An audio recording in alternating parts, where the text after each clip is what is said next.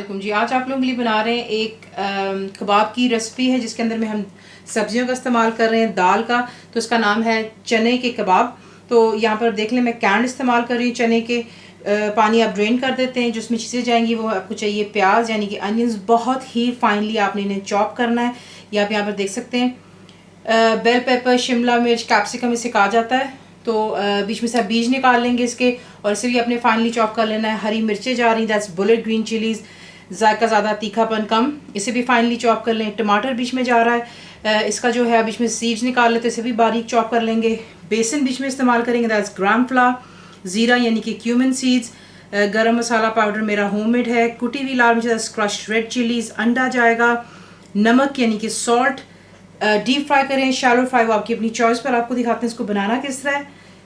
पहला काम हम क्या करेंगे, लहदा बोल ले लें, उसमें आप डालेंगे जो कि आपके चिकपीस यानी कि चने, और हाथों की मदद से आपने इसको यूं मैश करना है। ये देखें, इस तरह इसको पहले आप कर लें। अगर आपको इशू होता है इसको हाथ से मैश करने के लिए, आप एक फॉक का भी इस्तेमाल कर सकते हैं, क्योंकि ज़ाहिर सी बात है कहीं कहीं जो है चने के दाने साबुत रह जाते हैं।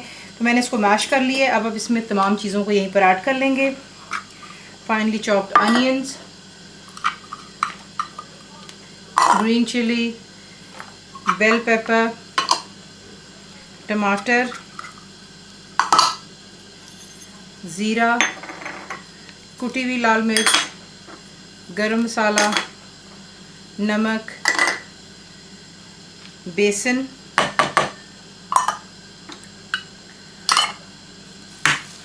बीच में डालेंगे अंडा। अगर आप वेजिटेरियन हैं तो आप अंडा बीच में रहने दे सकते हैं, क्योंकि बेसन तो वैसे ही उसकी हेल्प करेगा इंशाल्लाह उसको बाइंडिंग के लिए। तो आप बेशक अंडे को छोड़ सकते हैं अगर आप लोग वेजिटेरियन हैं। और उसके बाद आपको पता, मैं हमेशा फ्रोज़न इस्तेमाल करती हूँ हरा धनिया और पुदीना।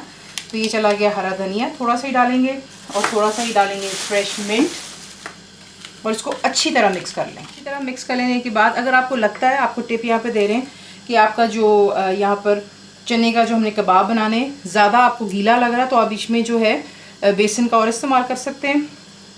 अब आप क्या करेंगे, बिल्कुल थोड़ा सा तेल अपने हाथ पर लेंगे यूँ, क्योंकि हाथों पे चिपकता है, और आप इसके जो है कबाब बना लें। बड़े या छोटे वो आपकी अपनी चॉइस पर है, साइज़ आप क्या पसंद करेंगे।